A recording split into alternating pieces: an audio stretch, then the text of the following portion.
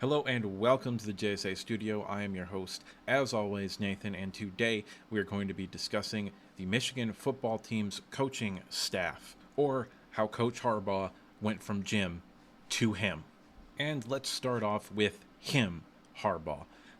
Overall, during his tenure at Michigan, he has a 74-25 record. He is 4-4 against Michigan State, 2-5 versus Ohio State, although he has won two in a row, 5-3 versus Penn State, 1-1 versus Notre Dame, and a 1-6 bowl record. And if you're going to find the point of contention that is the most legitimate at this stage of his career, it is going to be that bowl record. If you look at a similar level of program right now, which is not the top tier perennial contender for the national championship tier, because right now that's only Georgia, and then you kind of have everybody else in that tier below them, which I do believe Michigan is in.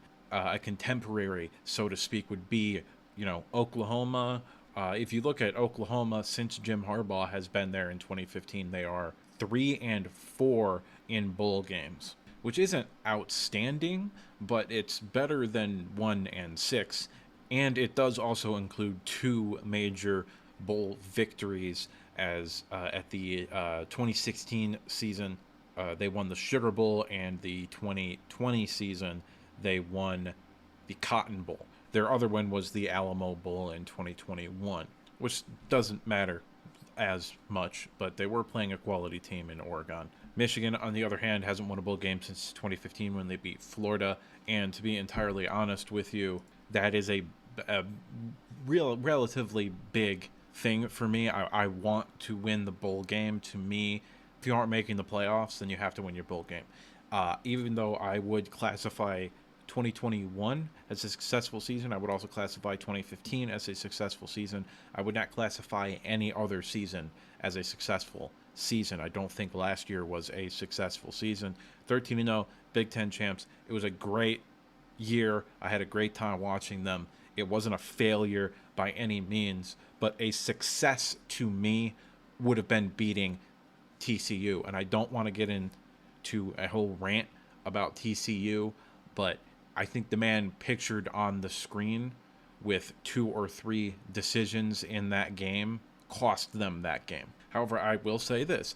Outside of that TCU game and maybe the 2021 Michigan State game, he hasn't really had a whole lot of blunders as a head coach and as the decision maker. So it's not really a big problem with him. It's not like we have Nathaniel Hackett or anything as our head coach, who they had to hire. The Broncos last year had to hire a new coach to help him with in-game decisions. That is the single worst. A little bit of a side tangent here. That is the single worst head coaching hiring in the history of professional sports. But Jim Harbaugh was not that. The last thing that I want to do with Jim here is that I kind of want to take you along the arc that I had with Jim Harbaugh, and perhaps you had a similar sort of arc with him. Comes in 2015. I'm pretty happy. 10-3. You win the bowl game. It's pretty solid. Transfer quarterback coming in, instant success. I thought it was pretty okay. 2016. All right, now we got something going. You start off, I think, 10-0, and then you lose your last 3 games. That wasn't great, but it's whatever. Shit happens. The loss that pisses me off the most out of all 3 of those losses was Iowa. Like, Iowa was a solid team that year, but they had no business being in that football game. Ohio State, JT was short. Everybody knows it, but you don't get all the breaks, so it is what it is. And Florida State, that was a very talented team. You would hope that your All-American corner would be able to pay attention and locate the football and then swat it away so that you can win the game, but you don't get all the breaks. 2017, massive disappointment. Can't really blame him. Starting quarterback got hurt. 2018, you lose a game where I think you were pretty clearly the better team against Notre Dame in week 1. Didn't really have, but Shea Patterson was dealing with, I think, hydration issues in that game. I think he was like dehydrated or cramping or something like that. So kind of fluky, and then you rattle off 10 wins, get your ass beat by Ohio State. Okay, cool. At that point, I was done with Jim Harbaugh. It was at that point where I said, we're never going to get over the hump with Coach Harbaugh. We need to move on. We need to look in a different direction. Maybe that was Luke Fickell. Maybe that was trying to coax Bob Stoops out of retirement. I don't know. But heading into 2019, I was kind of done with Michigan football. And then 2019, it was the same story. 10-2 with a loss to Ohio State. And 2020, I think, was the moment where the fan base kind of flipped on Jim Harbaugh. And I believe this wholeheartedly. Had Michigan played Ohio State and gotten embarrassed like they would have gotten embarrassed, I do not believe Jim Harbaugh would be the head coach of the Michigan Wolverines right now. I think the fact that we had like a third of the roster get infected with COVID and we had to cancel that game saved Jim Harbaugh's career as the head coach at the University of Michigan. Then 2021, I had absolutely no expectations for that team. They played well. They had a loss to a team that they were clearly superior to in Michigan State. Everything until the last game of the season was on par, normal Michigan Jim Harbaugh shit. And then they beat Ohio State. And I'll tell you what, as someone who was born in 1997 and didn't really get into football until like 2006 when I was like 10, 9, 10 years old, 2006, 2007, I have no memories of 2011 and that Michigan team winning that game. So this was really the first time I saw a real Michigan football team beat a real Ohio State football team, and it was glorious. For, basically my entire life, it had just been like automatic. You can just chop up an L in the column for the last game of the season. But 2021 changed that, and you win the Big Ten title, get embarrassed by Georgia, and which was whatever, but that was a successful season. That team had no business being on the same field as Georgia. That 2021 Georgia team might be the best team in the history of college football. That team broke the record for most players drafted, and then they went and had, I think, 12 players drafted the following year, and they're probably going to have double-digit players drafted again in 2024. So that's probably up there for the most talented teams of all time, and is quite possibly the best college football team of all time. And Michigan got embarrassed, and it is what it is, but that didn't matter. Now, 2022, I'm kind of a fence sitter. I don't really want to admit it, but I was. I was like, okay, well, we'll see, the last game on the schedule, and we'll see what happens. And, you rattle off 11 wins. I'm like, okay, cool. We're going to make the playoffs even if we lose. I don't give a shit what FPI says. I think they were saying, like, FPI, that Michigan had, like, a 65% chance of making the playoff as an 11-1 team, but Ohio State had, like, a 98% chance of making it as an 11-1 team. It was ridiculous. Both of their chances of making it were 100%. And then you get to the last game of the season, and you beat Ohio State again. And that is when Jim Harbaugh stopped being Jim Harbaugh and became him, Harbaugh. Solid alliteration and legitimately a top 10 coach in college football, probably top 5. Like he's probably either 5 or 6, depending upon like where you want to rank Lincoln Riley and Ryan Day. Now heading into 2023, this is probably his most talented and best team. And we'll talk about this a little bit more next Friday when I zoom out a little bit and talk about the Big Ten as a whole. But this year, I think the Big Ten is much better than it's been probably in my lifetime. So, worst case scenario, we end up going 10-2. We lose to Penn State and Ohio State. I think at that point, I would take away the title of him, but I would still be aboard the Jim Harbaugh train. It's going to take probably 2 consecutive underperforming seasons for me to be like, okay, maybe we shouldn't do this anymore. He has earned my trust as a fan. He's earned my trust. And that went way longer than I thought it was going to. So we got to move things along here with Sharon Moore, the offensive coordinator. Sharon Moore has been with the Michigan Wolverines since 2018, where for his first 3 years he acted as the tight ends coach before in 2021 he switched to the offensive line and he has filled that role each of these past 2 seasons, as well as the co-offensive coordinators, and last year was the run game play caller, or that I believe was his official title. I saw this somewhere on Twitter, which is how you know it is correct and legitimate. I have no idea who said it, but I want it to be true, so I'm going to believe that it is true. And that is that Weiss was the red zone sort of play caller and game planner, and the, like, if we're backed up inside our own 20 kind of guy. And Sharon Moore was the play caller between the 20s. And Michigan's biggest problem on offense last year wasn't necessarily passing the ball, even though that I would quantify that as a problem. But the biggest problem was the red zone offense. It wasn't very good. I think it was like middle of the country. So with Weiss no longer at the University of Michigan, Sharon Moore is the sole play caller, which I believe is a good thing. He's has 2 seasons as the offensive line coach. His offensive line has won the Joe Moore Award for the best offensive line in the country. You could make the argument he is the best offensive line coach in the country. He is a strong contender, if not the outright favorite, for the Broyles Award, being the best assistant coach in all of college football. And as I already said, he's likely the sole offensive play caller this year. I really like Sharon Moore. I think he is going to be a head coach somewhere next year, well, potentially next year.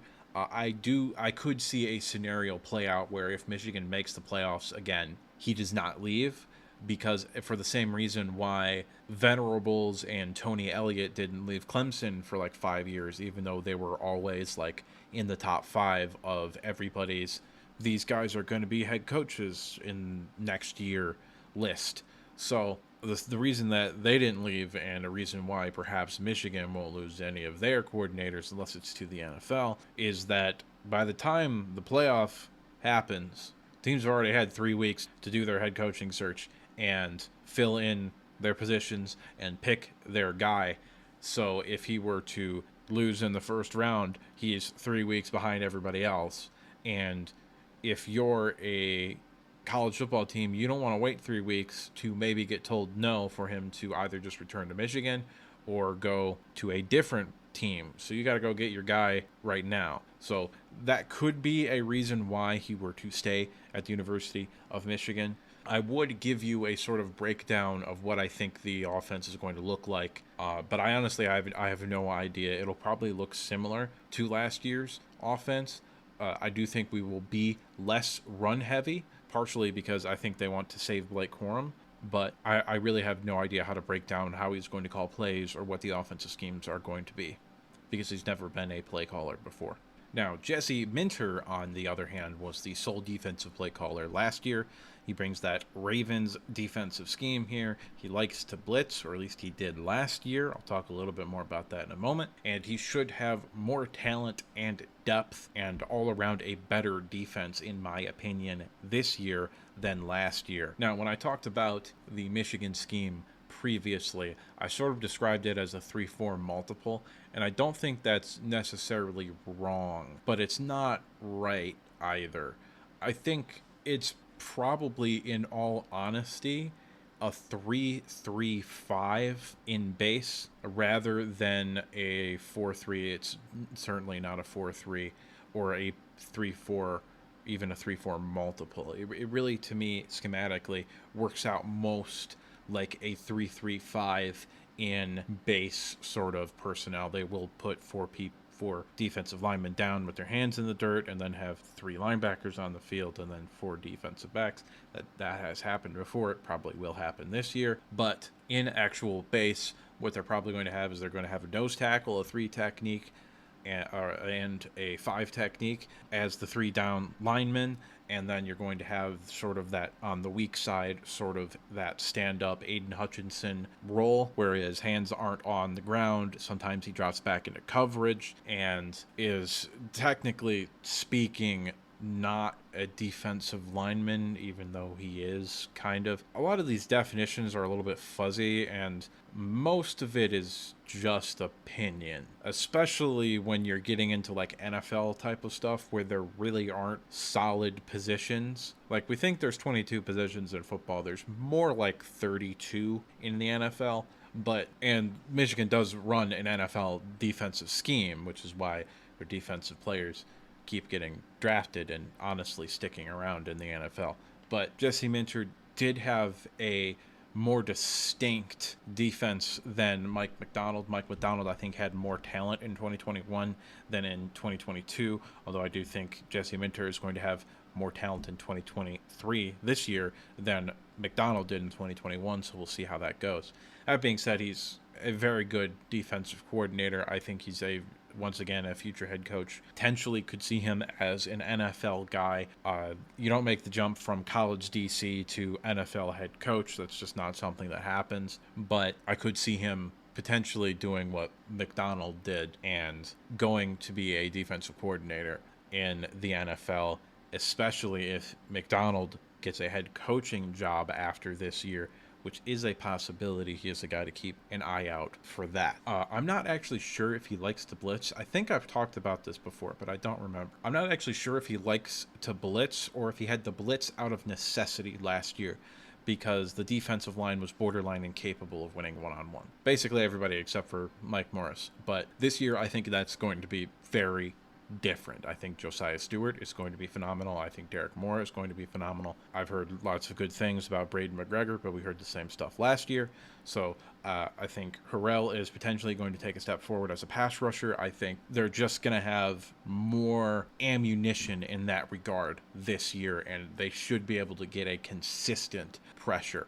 Jesse Minter, quality coach, one of the 10 best defensive coordinators in college football, in my opinion. Now we move on to the man, the myth, the legend, Mike Hart. He's a fantastic developer of talent. Corum, Haskins, the Don, pretty much, and going back before that when he was at Eastern Michigan and then Western Michigan and then Indiana, they all have had really good running backs for some reason.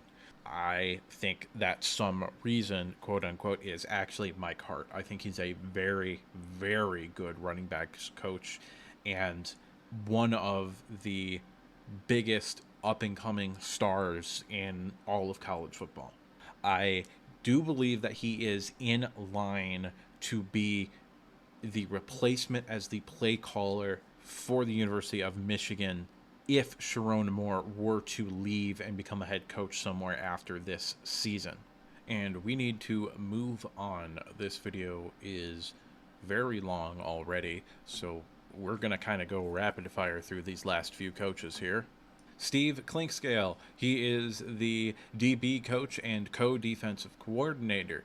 He's been at Michigan each of these past 2 years and has done a good job with their secondary. I think it is better than it's been in the entire Jim Harbaugh era, so that's good.